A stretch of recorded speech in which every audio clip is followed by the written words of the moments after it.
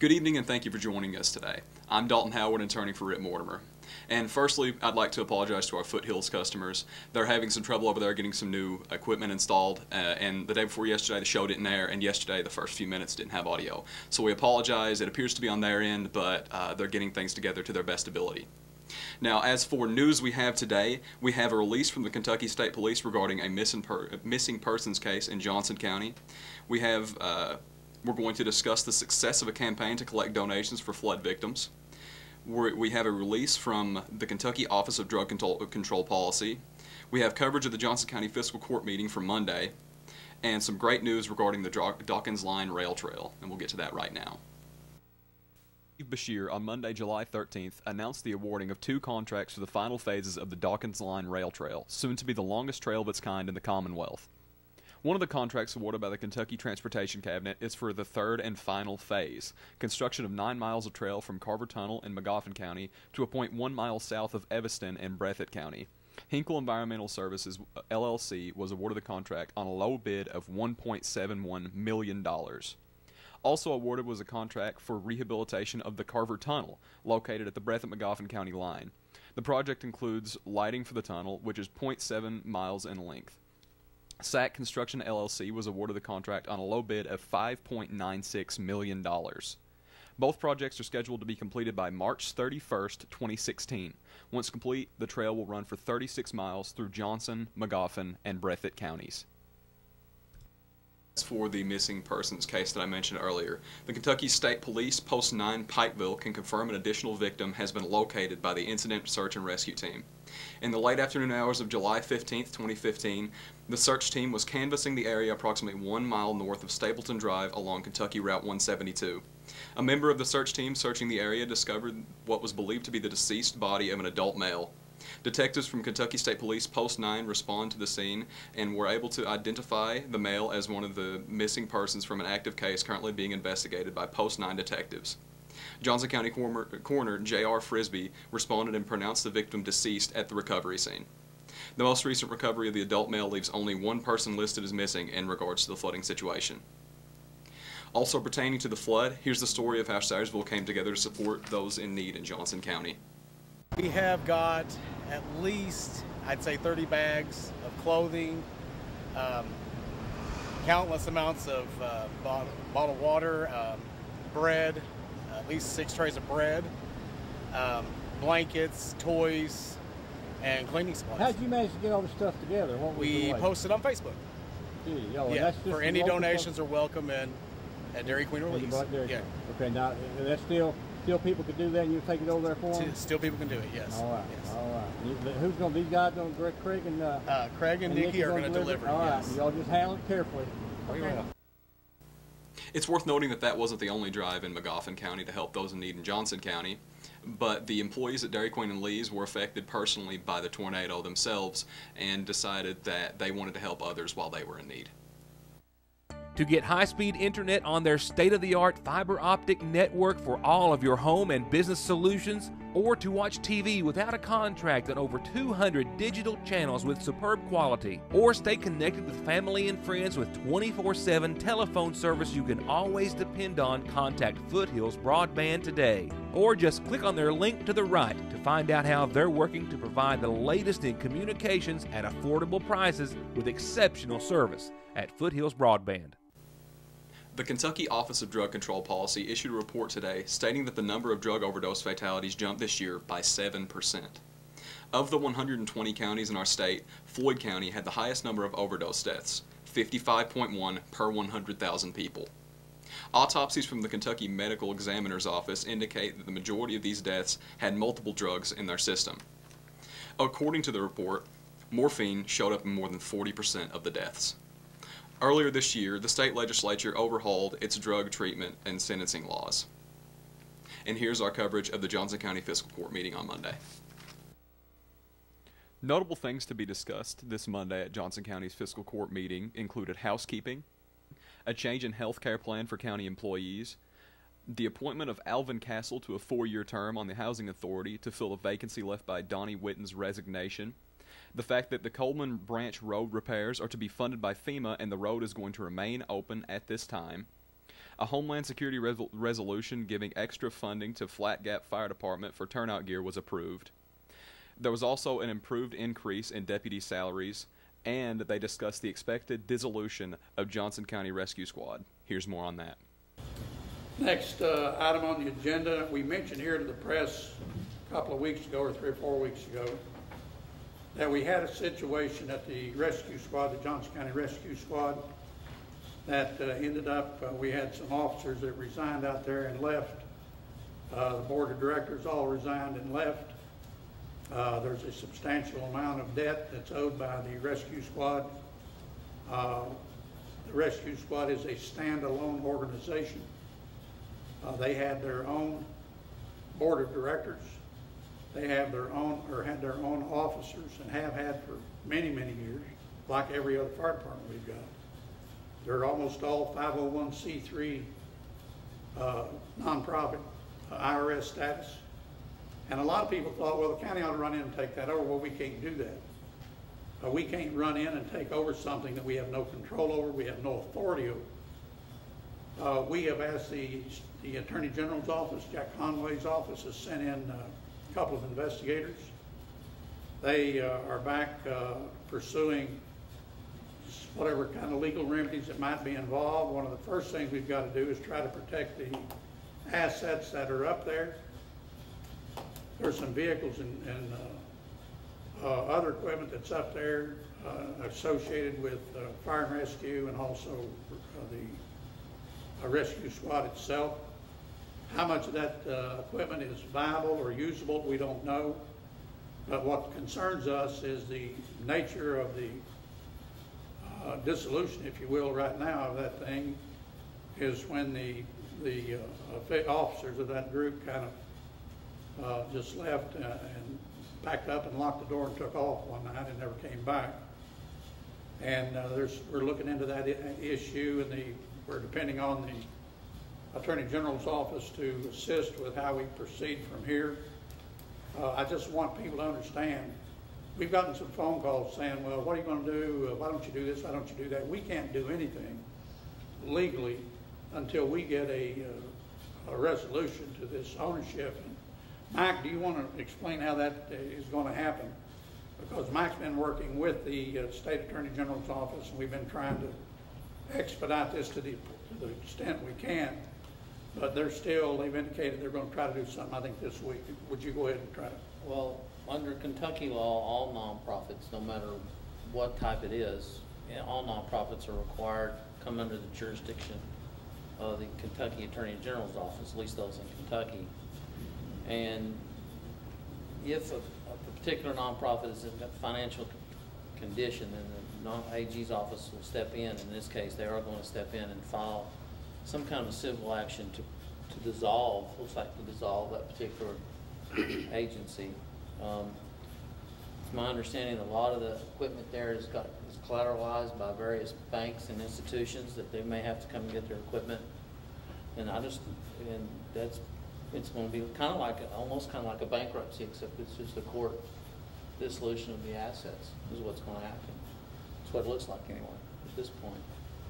But it's not something we can do. We just can't make a decision we're going to do something like that. It isn't within the That county. has to go through the judicial process. It's not within the county's authority to make any of these decisions. At this point, it's up to the AG's office to do what they think is the appropriate thing. And at some point, I guess, at a later date and time, they'll have to pick up the coverage later. I think we've already got temporary coverage in place, don't we? They've got Gary, our emergency management director, contacted all of the fire chiefs in the surrounding areas. Everybody has agreed to overlap their district coverages with the existing coverages of the rescue squad and the Staffordville Fire Department, so the general public is protected. They still will have people responding to any 911 calls or any emergency calls. So yeah, that was the main consideration we had, Mike, to make sure that. But from the physical board's point of view, it's strictly it's the AG's call. They are in charge of all nonprofits, no matter what kind or where it's at, if it's a nonprofit. And they'll have to make that decision. And I understand there's an action, a civil suit coming either this week or next. So we'll see what they decide to do. But it looks to me like it's going to have to be dissolved. I From think what I you're can probably see. right there. From what I can tell. Now, watching that may raise concerns about exactly how safe Magoffin County's rescue squad is. And here's Carter Conley to respond to that. In August of 1974, Bob Dixon was the fire chief here in Sayersville, and we started talking about forming a rescue squad. Prior to that, the CB Club, which I was an officer in, had talked about doing some type of rescue in either Sayersville, Magoffin County, and so it just kind of went on. And then when Bob Dixon became fire chief, and also at that time the civil defense director, he said we need to get a rescue together. So we met one night. Floyd County Rescue came over, Captain Burchett, and started us, and we collected about $100 that night. First piece of equipment we bought was a pry bar. Then we purchased a 69 step band and had a little equipment in it, very little, and then we went from boats to motors, you know, because we were always prone big time back then to flooding. And so I was elected captain that night, and I have been in the box hot seat ever since, you might say. And so there's been great times, and there's been a lot of sorrowful times.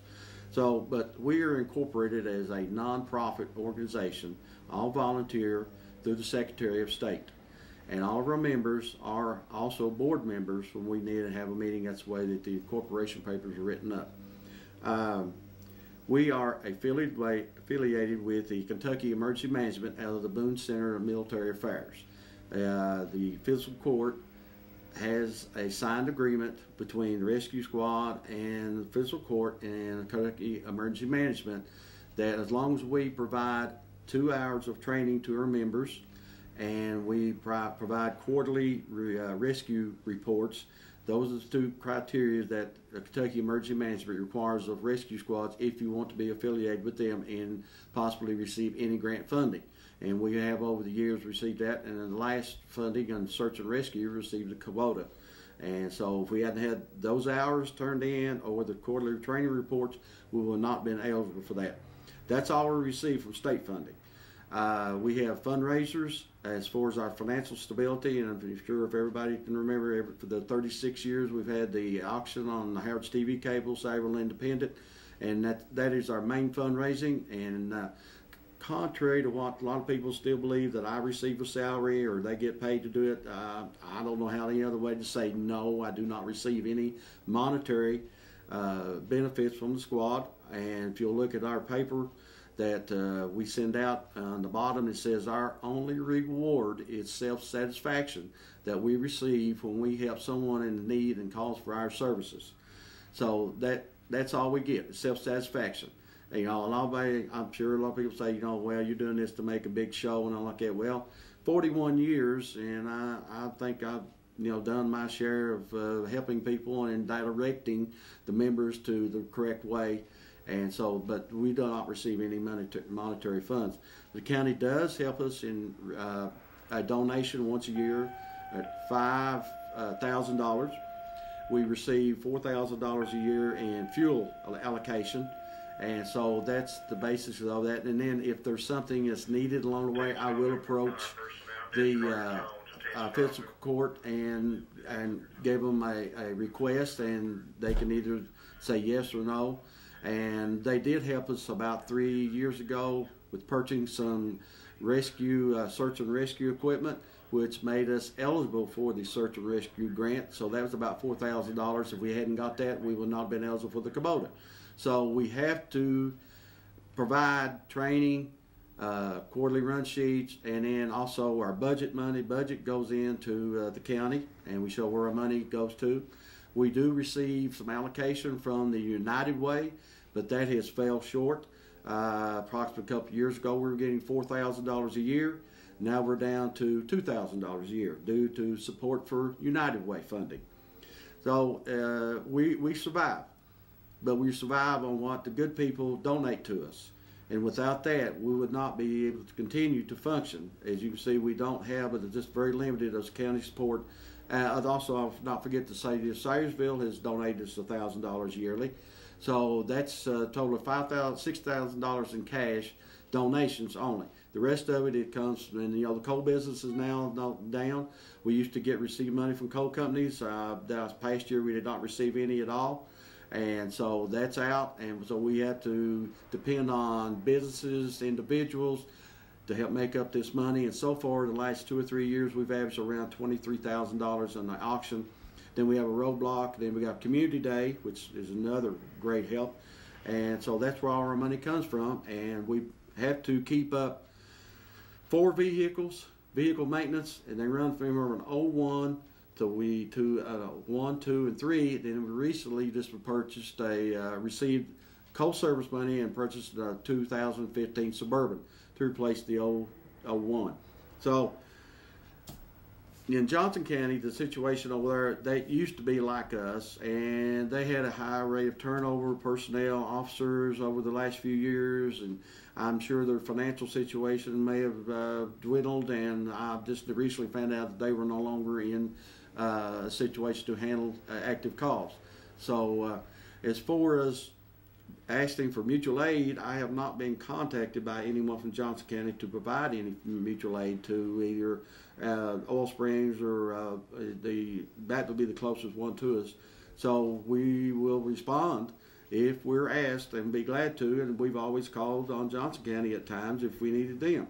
But as of now, we continue to provide services to Magoffin County first priority, and our main mission is we respond to natural or non-natural or man-made disasters. Now, natural disasters, no flood, we know like that. Man-made disasters, car accidents, lost people, anything in that nature like that. So we do have a list of a mission that Kentucky Emergency Management will let us attend or respond to, or we will provide mutual aid or backup to. So that's what we have our training geared to, is what Kentucky Emergency Management requires us to do. To get high-speed internet on their state-of-the-art fiber optic network for all of your home and business solutions, or to watch TV without a contract on over 200 digital channels with superb quality, or stay connected with family and friends with 24/7 telephone service you can always depend on, contact Foothills Broadband today. Or just click on their link to the right to find out how they're working to provide the latest in communications at affordable prices with exceptional service at Foothills Broadband. There's an unlimited selection of new and pre-owned vehicles right at your fingertips, with 9 acres of inventory and 7 different franchises, all at one location. Hutch, Chevrolet, Buick, GMC, Chrysler, Dodge, Jeep, Ram. Call Chevy, Buick, and GMC at 297-4066 or Chrysler, Dodge, Jeep, Ram at 297-5066. Where selection, satisfaction, and service after you're sold are all guaranteed. And now it's time for your Farm Bureau Community Calendar.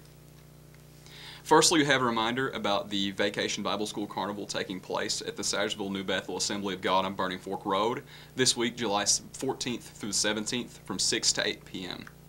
Friday night is family night. We also have a reminder about the Homeless Veteran Reintegration Program. If you're a homeless veteran who is willing to work, Mountain Comprehensive Care has a program just for you. Call Margaret Rice at 606-886-4414. We have another reminder, this one about the Royalton Rail Trail Town Committee meeting at the Royalton Fire Department on July 20th, which is next Monday at 6 p.m. Royalton residents are encouraged to come, and all attending will be asked to serve on a committee. For questions, call 859-608-1557. The Licking Valley United Baptist Church on Pricey is having a clothes giveaway this Thursday and Friday from 10 to 4. Everyone is welcome. Grade School PTA will be hosting back-to-school pool parties for SGS students on July 20th. Grades Head Start through 3rd will be from 6 to 8 p.m. Grades 4 through 6 will be from 8 to 10 p.m. Pizza will be served, and they hope to see everyone there. And of course, if you have anything you'd like to submit, you can contact us at P.O. Box 1443, Sayersville, Kentucky 41465. Our phone number is 349-3699. Our fax, which is hopefully working now, is 349-3221. You can always contact us at yournewstoday@yahoo.com. We have one obituary for the day. Fonda Shepard Salyer, 73, of Salt Lick, passed away on July the 16th. Formerly of Magoffin County, she was married to Garland Ray Salyer, who survives. Also surviving are sons Byron and Chad Salyer, and daughter Tabitha Salyer. Visitation is after 6 on Friday and prior to service on Saturday at 1 p.m. Both visitation and service will be from the Magoffin County Funeral Home. Burial will be at the Byron Salyer Cemetery at Gunlock. As always, tonight's weather is brought to you by the Licking Valley RECC. As for tonight, we have a low of 66 and a 0% chance of rain. Tomorrow we have a high of 92, a low of 72, and a 0% chance of rain. So it's going to be a very hot day, as I've said all week. As for Saturday, we have a high of 92, a low of 72, a 50% chance of rain with scattered storms in the afternoon, but they're not going to be so bad. And as for Sunday, we have a high of 92, a low of 72, and a 20% chance of rain. As always, we'd like to thank you for tuning in tonight, and we'll hope to see you again tomorrow. Good night.